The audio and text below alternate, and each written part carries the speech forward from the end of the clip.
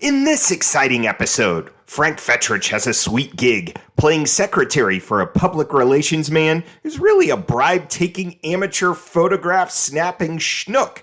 But in a surprising twist, Frank, the secretary to the schnook, is even more of a schnook. And somehow, calendars are involved. It's Season 2, Episode 24 of Perry Mason, The Case of the Calendar Girl.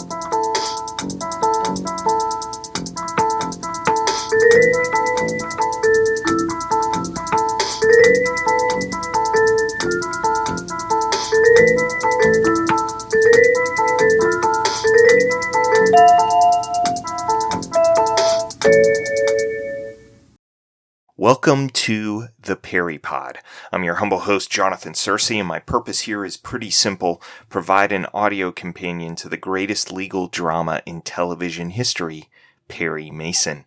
I plan to do a pod for every episode of the television series, and as time permits, I'll look at some of those made-for-TV movies too. I'll be working through the series in the order in which the episodes were aired. Each episode I'll give a brief refresher on the plot, and if the episode was based on a novel, I'll compare the book with its television adaptation. Next, I'll list some key pieces of trivia, as well as tackle the episode's main theme. We'll feature a Perry Proverb, a moment of wisdom from the man himself, and then we'll finish with a post-case water cooler, where just like Perry, Della, and Paul, we can rehash the ins and outs of their adventures. But first, to the law library!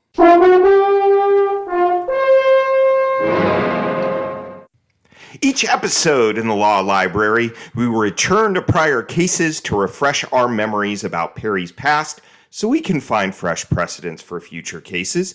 This episode, we consult the Law Library playbook that says, any chance you can, get Della on the stand. That's right, Perry calls on his own secretary to complicate the prosecution's case. There was a phone at the gate. And should I go on with the conversation on the phone? Please do. A voice answered, and he said it was Mr. Borden, and I said, Mr. Borden.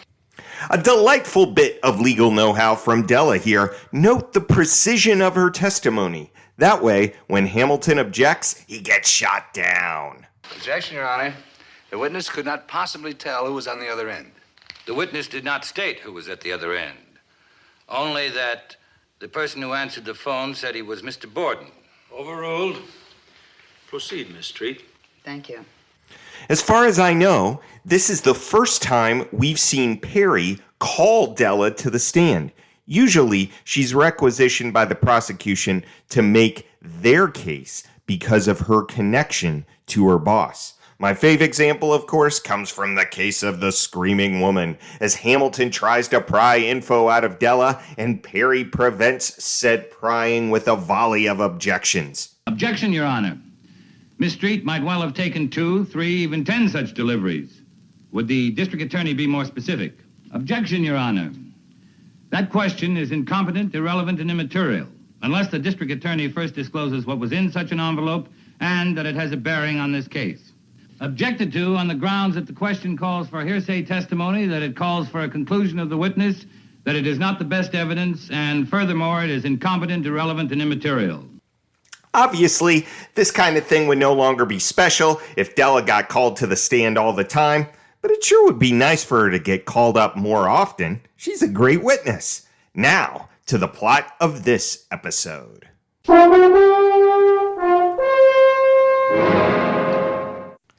The Case of the Calendar Girl.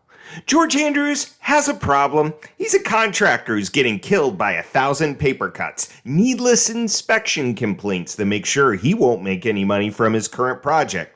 Yep, it's the grift-filled world of LA construction. The answer to his dilemma? Wilfred Borden, noted political fixer and amateur photographer. I guess this kind of corruption doesn't just happen in Waring County, eh? Yes, those inspectors can be rather pesky. Well, now, what brings you to me, Mr. Andrews? Well, when I complained to one of them, he said, why don't I get smart? Go see Wilfred Borden. Yes, it's true. I do specialize in public relations, technically. But I don't use bribery. And I do need political influence, and that costs me money, Mr. Andrews. Dollar diplomacy. How much? 5,000 to start with. We'll make other arrangements as we go along. George wants Wilfred to know he's not feeling great about his decision to pay up. If my troubles with the inspectors are over, my troubles with my self-respect are just beginning. Things get complicated real quick when a car nearly sideswipes George's as he leaves the Borden estate. A woman appears injured, and George helps out. If my troubles with the inspectors are over, my troubles with my self-respect are just beginning. But the woman was a ringer. She gets dropped off by Andrews at her supposed apartment and promptly calls a cab. Would you rush a cab to the Dorman Apartments on Rossmore Place? I'll be waiting outside. Then where does she go? Back to a guy who knows Borden? Sorry, Laurie. I guess I had one too many. Frank, you have a job to do for Mr. Borden. You're supposed to pick up one of his dogs at the vet's and take it back to him at 9:30. Yeah, that's right. What time is it? It's 9:45. Boy, he's really gonna be sore. Come on, you better get started. Andrews is shaken up enough to solicit Perry's help, while Perry and Della are just trying to have a nice dinner. At what, 8 p.m.? Late dinner. Next thing you know, Perry and Della have joined George at Borden's house when suddenly the alarm goes off, and you know what that means. Release the hounds!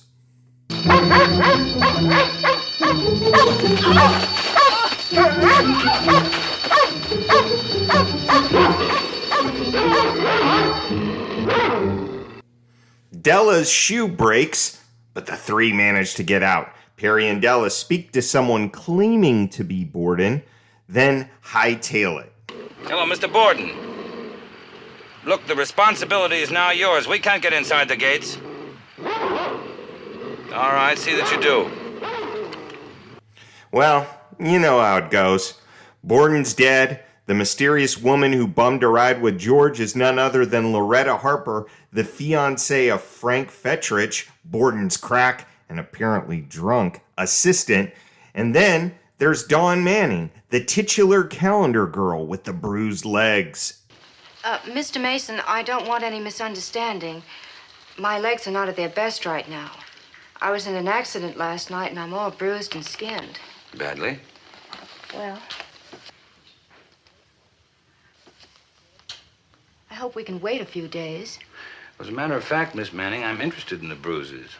They were caused by an automobile accident last night, weren't they? Manning was in the car with Loretta Harper when they nearly hit George's car.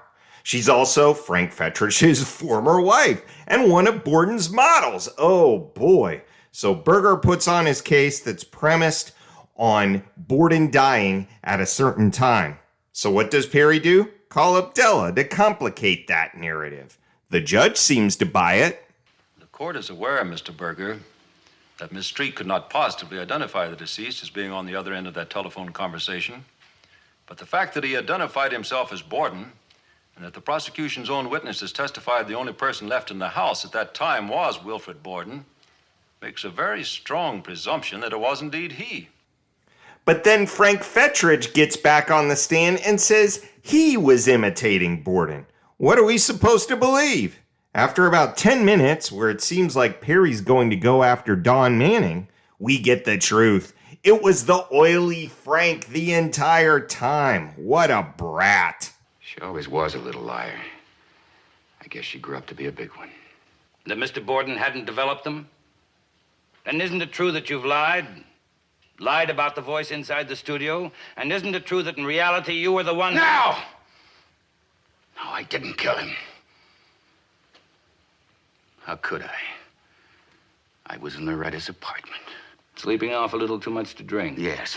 In the bedroom? Yes. Beside an open window and a fire escape with just enough time to slip out, kill Mr. Borden, and return before anyone knew you were gone. Paul cracks wise as the episode ends while ogling Dawn Manning's photograph. The way I see it, Dawn Manning got by the skin of her teeth. I see it. Oh, Paul, behave. This 1959 episode was based on a novel that came out the year before. Intriguing. What are the differences? 1. Loretta Harper, Frank's new squeeze, kisses George a couple of times on the ride home to further confuse our future defendant. Number 2, Perry, George, and Della, like the episode, escape the dog-protected Borden estate, but they do so by climbing a wall. I wonder how that scene would have gone down on TV. Probably best to have the acting doubles run for it than climb for it.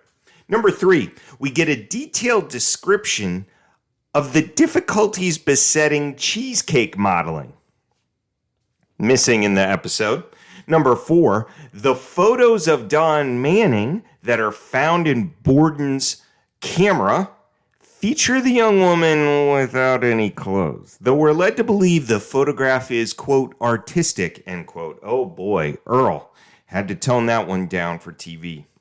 Number 5, Della testifies that she talked with Borden, and it takes a sustained objection from the prosecutor to get her to correct her testimony so it's not hearsay.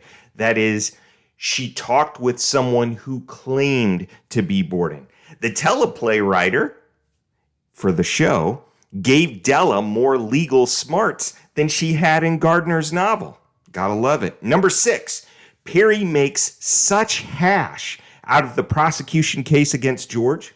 The case gets dismissed and Don Manning gets charged with the crime, and then Perry agrees to defend her. For the first time in any novel I can recall, Perry defends 2 different clients for murder and gets them both off. Number 7, Perry's argument for Fetchrich's guilt is not elicited from testimony from a witness, but is basically made as a closing argument. And then number 8, the final joke about getting by with the skin of her teeth, that's made by Don Manning in the book, probably more appropriate. I hear that trivia whistle blowing. We better heed it.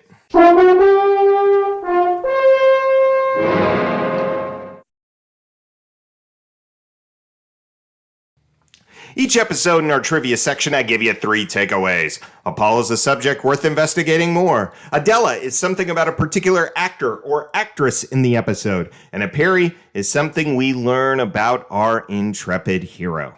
Our Paul this episode involves the Borden dog system. Okay, so Perry says Borden is going to round the dogs up. And then this happens. Said he'd round up the dogs.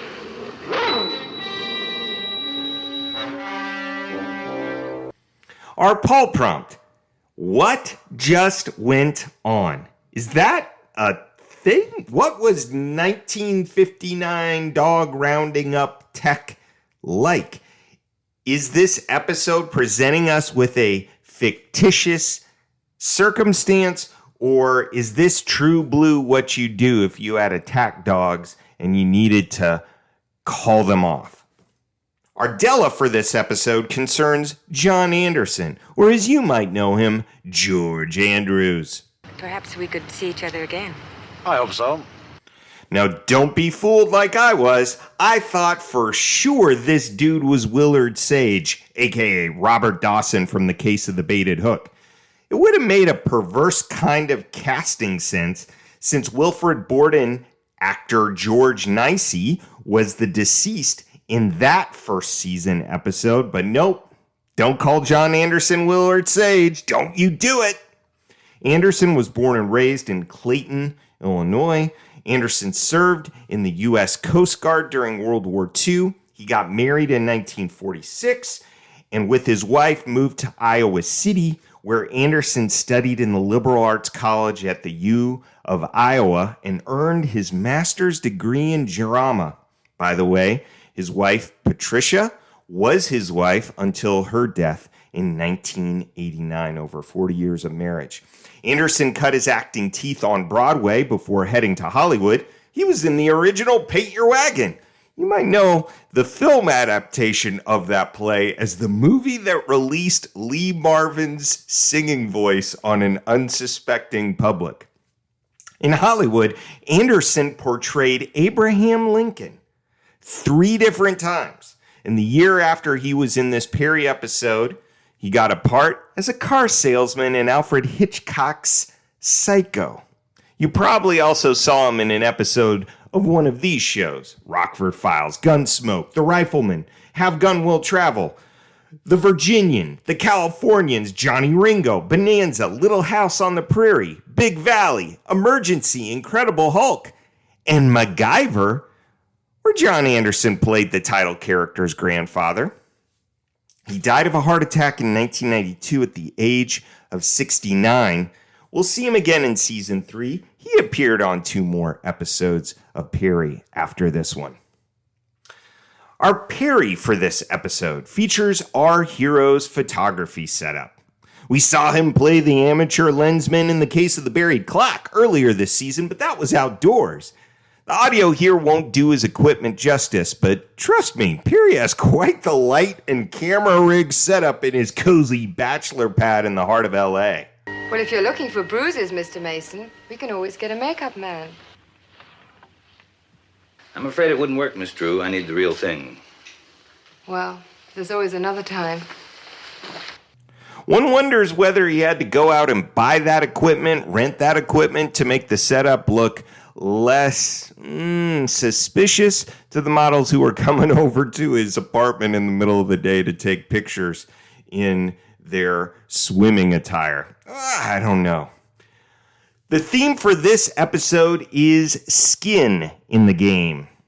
The phrase skin in the game gets used in business to refer to someone who has something at stake, something to lose in a particular situation in which they've made an investment.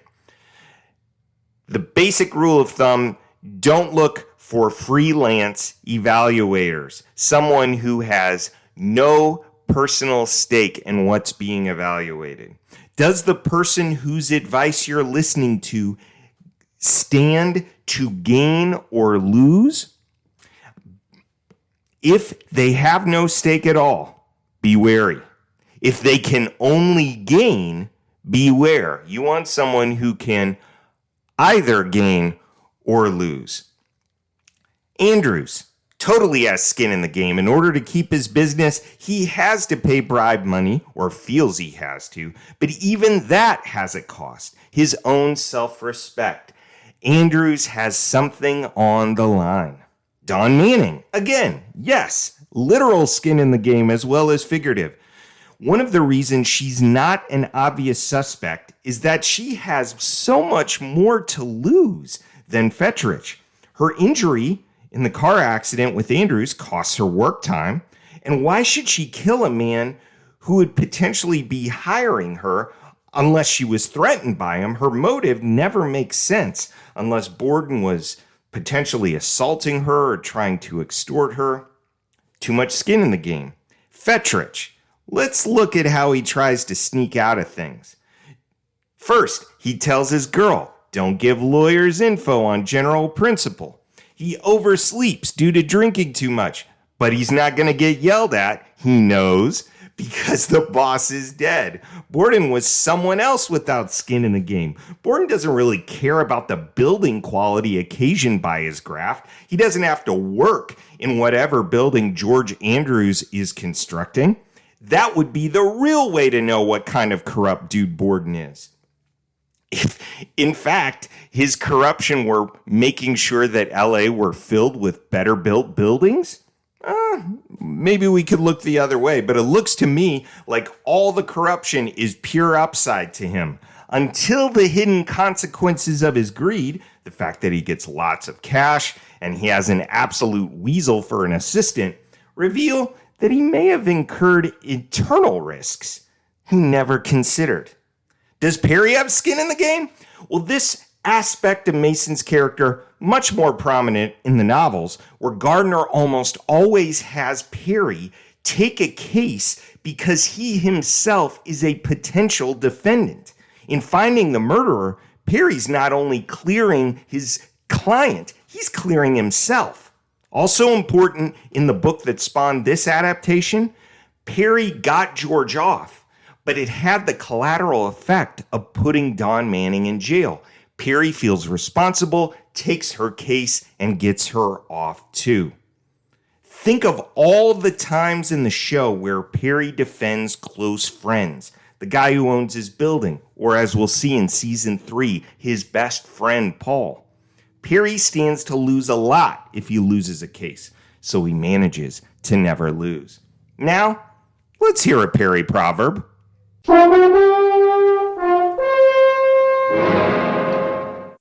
You could make a taxonomy out of the witness stand confessions we've seen in the show. There's the defiant defendant, Louis Bowles in the case of the restless redhead. There's the weeper shrieker, like Connie in the case of the screaming woman. There's the resigned to fate murderer, who offers a confession with a shrug and a nihilistic sigh. Then there's the befuddled villain, who's so smug and satisfied he can't actually believe he's been caught. Let's put Frank Fetchrich in that category, and let's hear him show his bewilderment and how short he is on humility before Perry gives a short and sweet reply. It all worked out. All figured out. Where'd that go wrong? What did I do that wasn't right? Committed a murder, Mr. Fetchrich. What didn't I do right? You moral troglodyte! In the book, Gardner makes Fetchrich even more weaselly, as it comes out that he tries to pin the plan and execution of the murder more on Loretta Harper than himself. A schnook to the end. Perry's encapsulation of what every murderer does wrong is a proverb worth filing away. There's no amount of intellectual cleverness that will make murder acceptable. Now, let's grab a swig from the water cooler. You know, there is one thing I don't understand. Go on, Paul. Before we get to our Paul prompt from the previous episode, I want to introduce a new segment to the water cooler. I'm calling it Deleted Scenes. In this segment, I'll simply name 8 or 9 scenes that got left on the cutting room floor as the episode script was being prepared. These are not supposed to be serious or factual. They're funny implications of what we see in the particular episode. So here we go. 9 deleted scenes from the case of the Calendar Girl. Number 1, a scene of Andrews haggling on the job with an inspector about the length of nails. Number 2, a typical tepid date shared by the unctuous and loathsome Loretta Harper and Frank Fetchrich. Number 3, Paul ogling photographs of models as he, quote, searches, end quote, for Don Manning before his secretary calls him on it. Number 4, Della shopping for a new pair of heels. 5, Della pestering Perry to be a chaperone while he interviews bikini models. Number 6, a day in the life of Los Angeles hardware store owner Harvey Dennison. Number 7, a flashback to what a day would have been like in said hardware store when Don Manning was working there. Number 8, Wilfred Borden, political griftmeister, giving an exhaustive description and evaluation of camera focal lengths. And of course, number 9, Paul asking Don Manning out on a date. You know it happened. So, here's my call to all you Perry fans. This new segment is intended to be funny, as well as a chance to voice your desire that the episode's loose ends get tied together. Maybe we could come up with an extra scene for certain episodes where you feel like you wanted just one more conversation with the defendant, or perhaps one more explanation from our intrepid hero.